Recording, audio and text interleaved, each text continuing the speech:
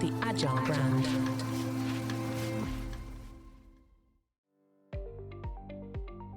Welcome to the B2B Agility Podcast, where we look at the factors that drive success in B2B marketing, with a focus on the people, processes, data, and platforms that make B2B brands stand out and thrive in a competitive marketplace.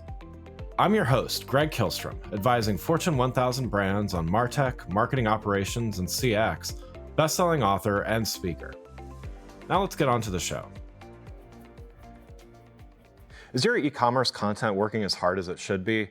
In a rapidly evolving digital landscape, strong content creation and management could be the key to unlocking both customer engagement and business growth.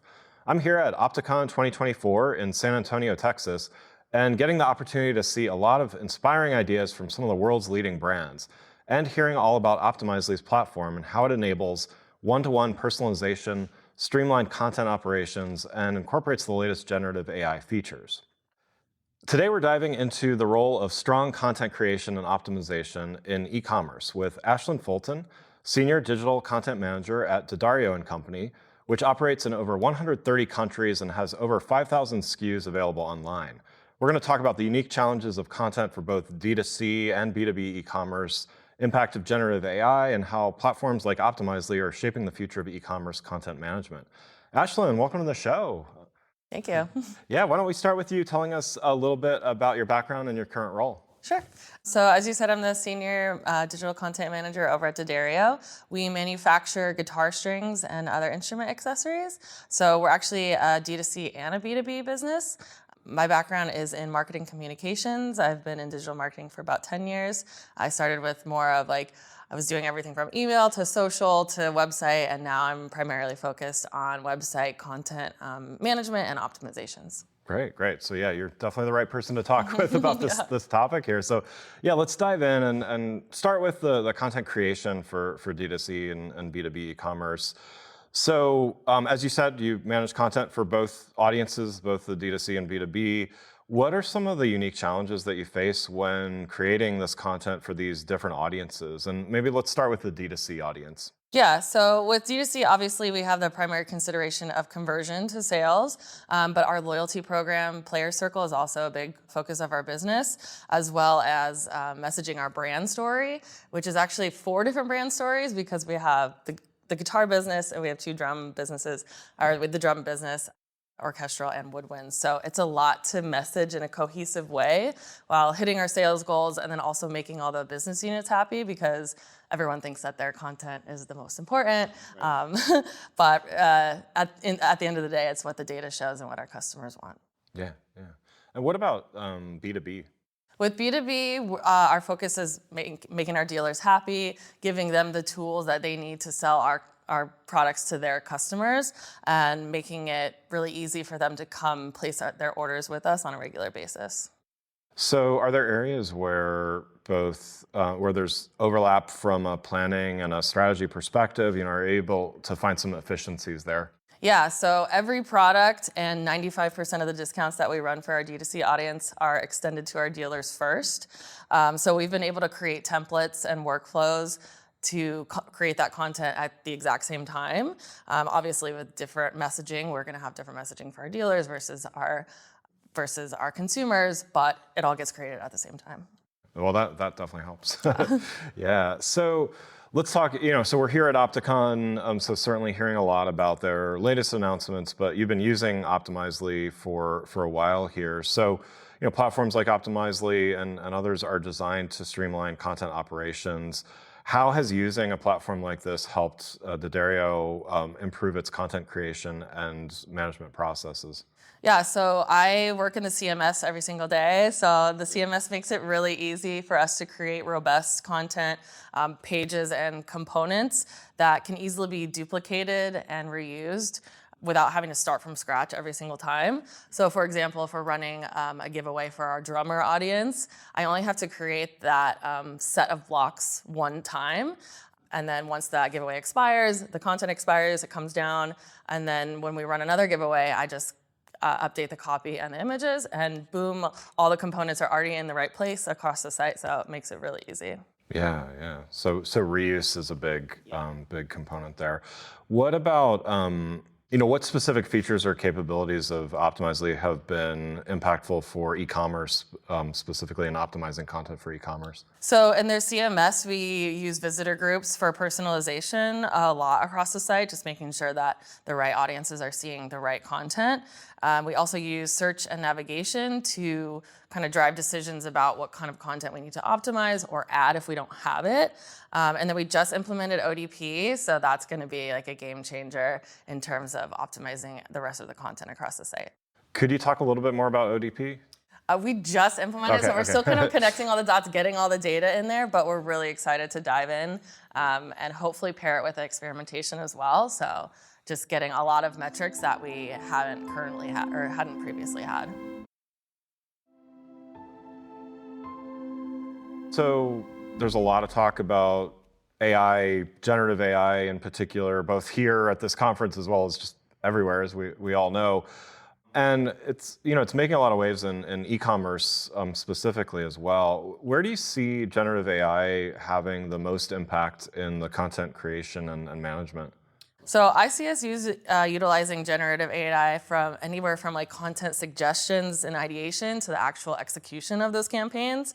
I would also really like to use it for large-scale copy projects such as product description rewrites, something that could take months or even years given the amount of SKUs that we have. Yeah. I mean, 5,000. I would imagine 5,000 plus at this point, but Yeah. SKUs. That's a lot. So Yeah. and that's a great use case for AI, right? Exactly. Yeah. Looking ahead, a little bit further. So, where do you think that generative AI may play an even bigger role in the future of e-commerce? I think it's going to make personalization a lot easier for e-commerce sites by being able to analyze customer data, kind of easy way to make sense of something that maybe you'd spend a lot of time trying to grasp, suggesting different segments, coming up with experimentation hypotheses, analyzing those experiments, and then ultimately creating, a highly personalized experience for our customers. Yeah. So, I mean, really, that's pretty much throughout the entire journey, Yeah. right? It's not just because I think there's a lot of focus. I mean, generative AI, there's a lot of focus on generating content, which certainly it's capable of doing. But yeah, I think It's so much more powerful than that, though. Or it's Right. getting there, at least. Yeah, and I think that's a lot of what we heard, yesterday at the conference in particular was just how it can play a role throughout and really benefit all. And there's still a role for humans too, right? Exactly. Yeah. Yeah, I think it's a little scary to have AI take over everything completely, Right. at least right now. Right. There's always got to be at least a little bit of a human touch. Yeah, definitely. So let's building on this, let's talk a little bit about another topic, and this is building content with continuous improvement in mind. So continuous improvement is critical in everything, but we're talking about e-commerce here, so it's certainly critical in e-commerce. How do you build content with optimization in mind from the start? So we have a really amazing strategy team and a really good brief process, along with several tools that we use to make sure that we're taking optimization into consideration at the content planning stage. So if you don't mind, like what does that look like? If you could elaborate a little bit on like what it looks like in the planning process. So we come up with a brief. We have a really good template, and what we're doing is a priority of communication. So making sure that all the optimizations are really easy for our customers to access at the top of the page. Using clarity to see how far people are scrolling down on past campaigns, using that data to then influence future briefs. Great. So what processes or tools do you use to ensure that content is regularly reviewed and optimized so you can get that better performance? So we use Site Improve to monitor and alleviate site performance, SEO, and accessibility issues. It's been an absolute game changer, just making sure that our site is accessible to everyone. And then we use search and navigation, as I mentioned earlier, in the CMS, and Ahrefs, I think is how you say it, for keyword research. And that helps drive decisions on the content that we need to update or add. We also just implemented Microsoft Clarity, so that's giving us a lot of good insights as well. Nice.